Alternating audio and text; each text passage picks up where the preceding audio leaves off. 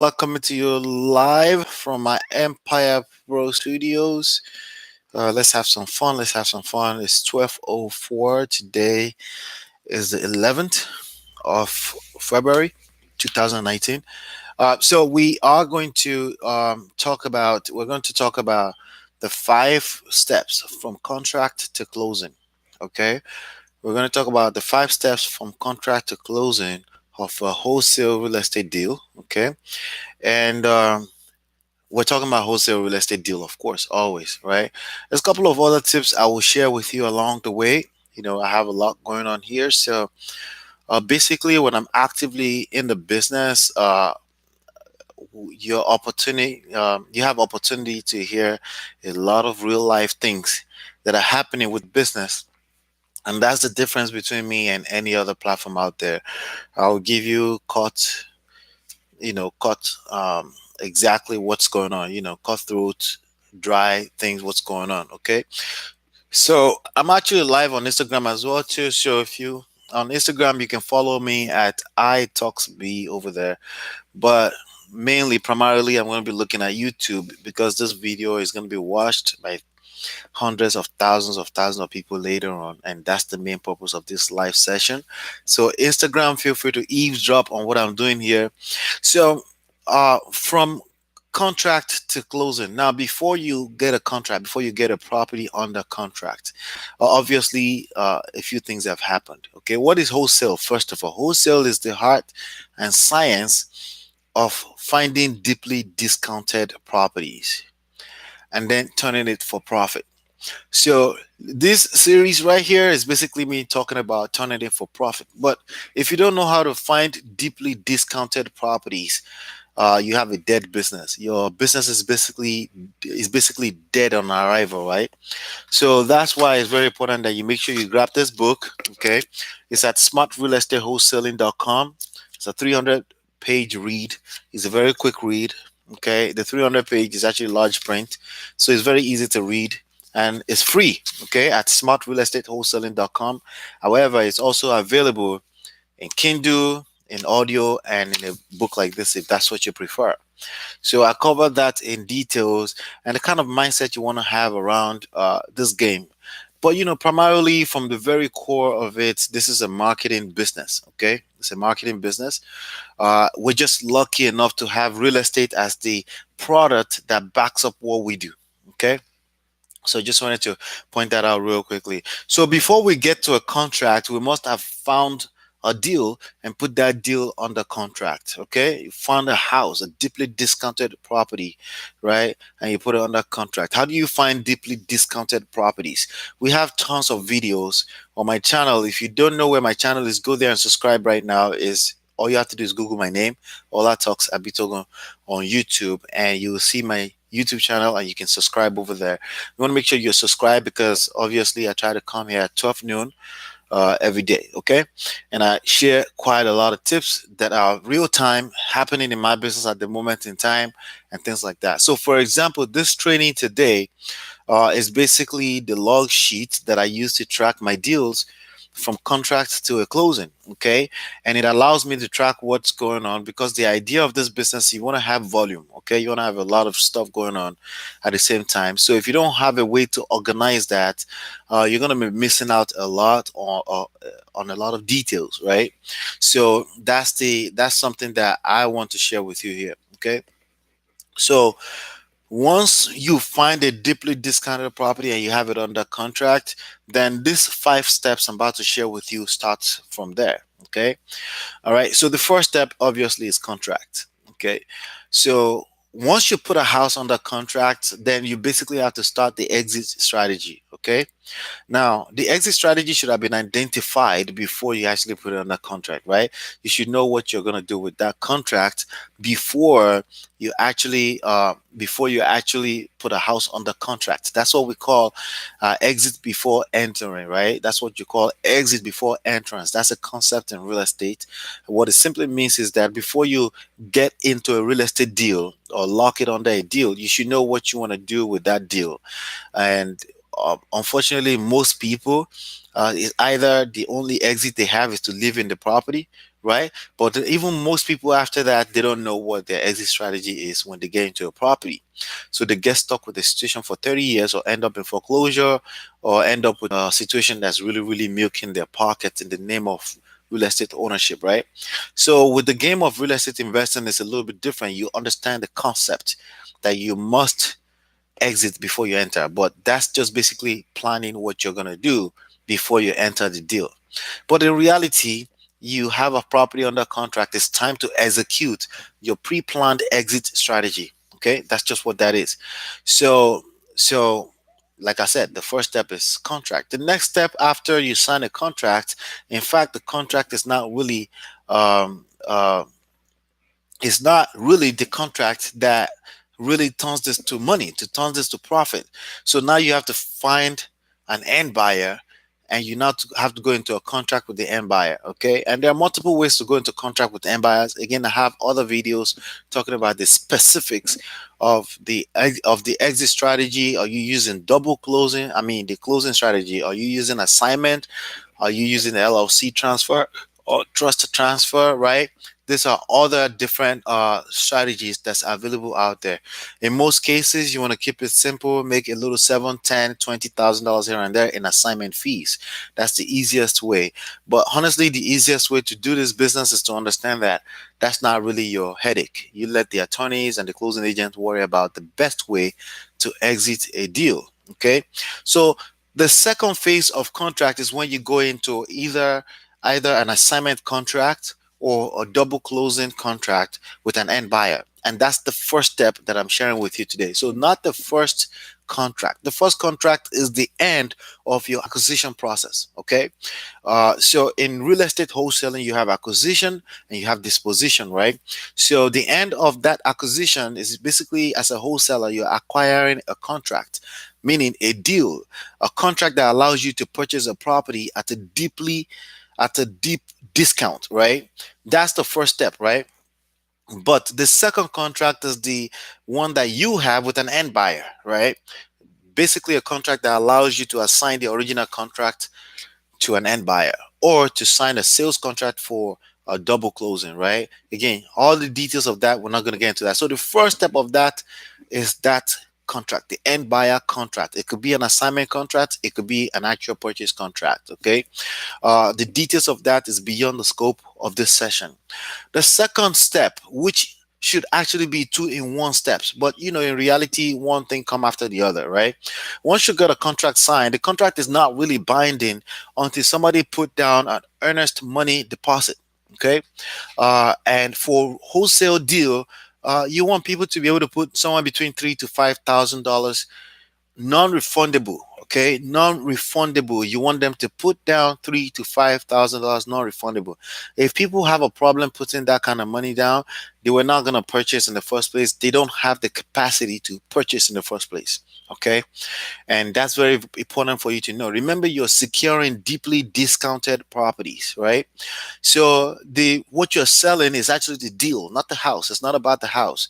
What you're selling is the fact that this property is worth $100,000, but you're selling it for $65,000. It's going to need about $10,000 worth of work, so someone can make a profit of $25,000, right?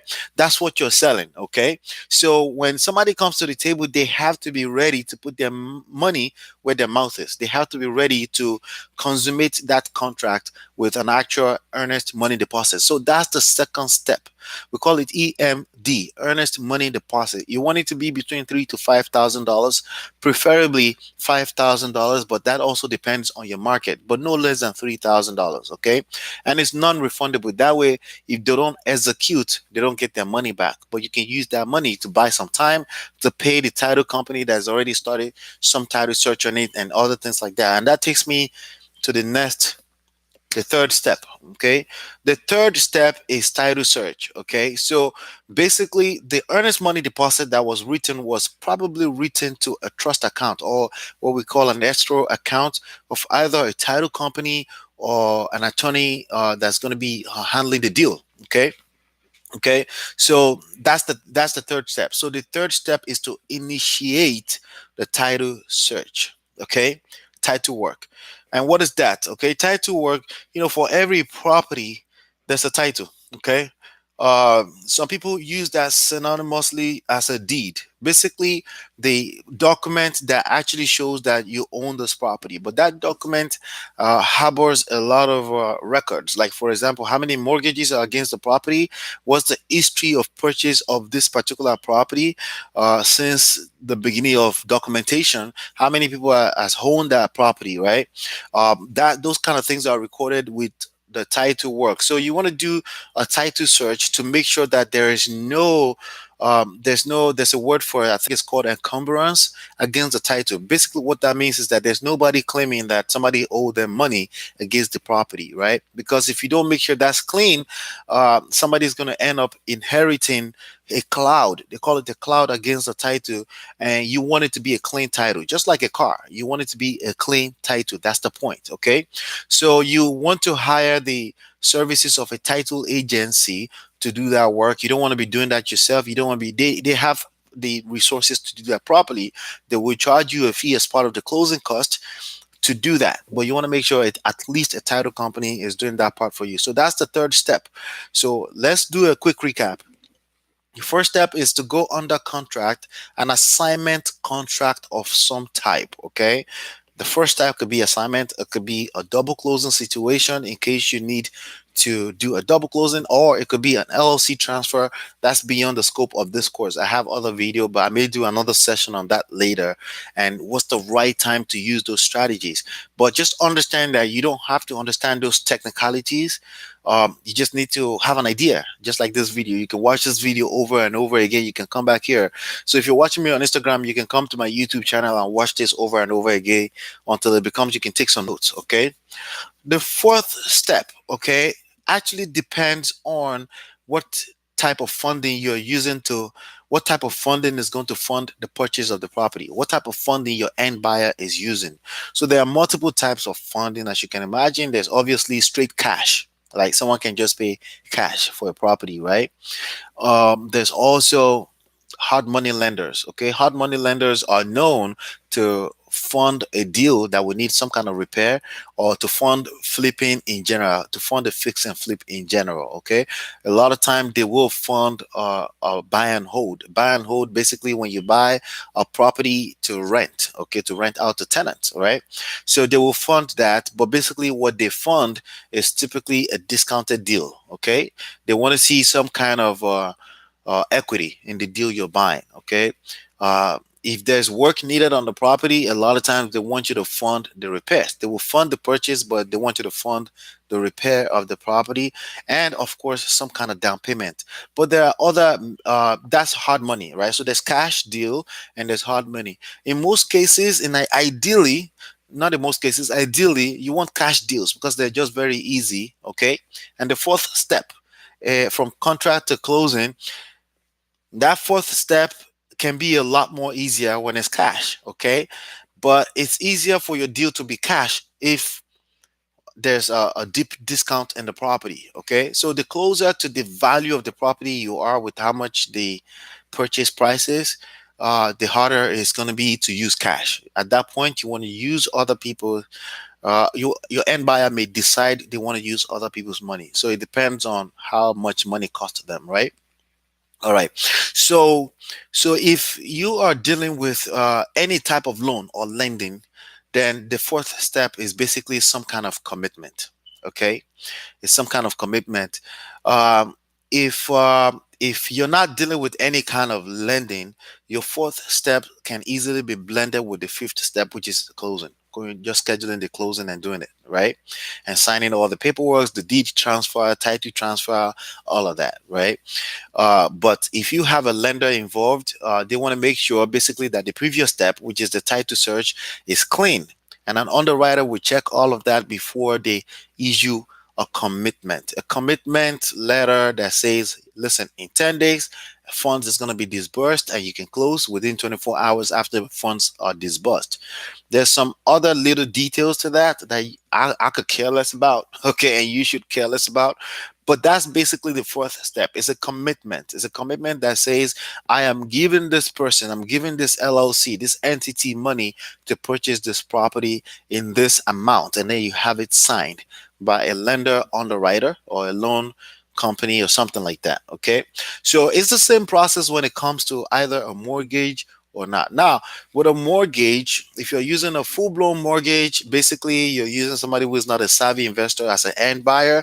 They may require a few other steps like appraiser.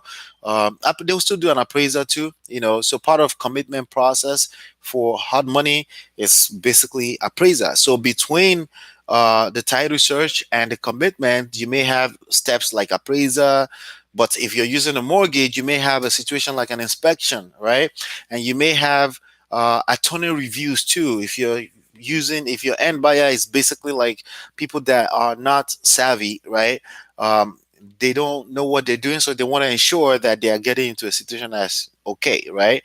They don't have the experience, right? So you may have a few more steps in between that, but these are the five core steps that you as a wholesaler should ideally be engaged in: a commitment and then a closing. Okay. So with a commitment, there are requirements. Part of that requirements depends on how you're funding the deal. How your end buyer is going to be funding the deal is what that depends on. Okay. Once you have a commitment, that means everything has passed through underwriting. And then they'll schedule a closing based on everyone's schedule. And basically they can decide to uh, you can decide what day you want to close, and then you can simply close. Okay. So let me do a quick recap. You have a contract, not the first contract that you go under as a wholesale deal, the second part of it. Okay. This is your disposition contract. Okay. You have a earnest money deposit. That's E for earnest money deposit. That's contract. That's C. Earnest money deposit as E, right? And then the next step is title search. Okay. So you have a T, a title search will be initiated, basically searching through the title and making sure it's clean. If there's any kind of debt against the property, a lien against the property that needs to be satisfied, they will need to pull a payoff to give them the statement based on the estimated closing date that will be due to whoever that is. So, for example, if there's a mortgage against the property, the title company will call the mortgage company, and if there's a short sale, they need to get a short sale approver that will tell them what the stipulations against the short sale is so they can make sure they fulfill that right at closing. And those are the steps that the title company will go through to make sure that everyone that may be owed money to, or any entity that money is owed to, are satisfied by closing. Okay, because if you don't satisfy some of this thing at closing, your closing is not clean, and then you will have issues against the property. Okay, what's up, Lyle Couture?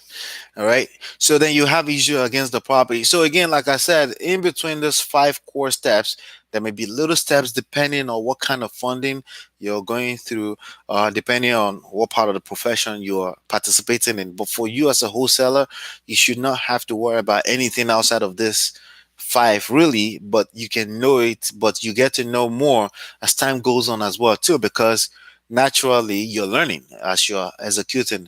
All right. And so you have CET, that's contract, earnest money deposit, and you have title search. And after that, you have another C, which is basically a commitment. You need a commitment from whoever is funding this deal. Okay. It could be hard money, it could be a mortgage.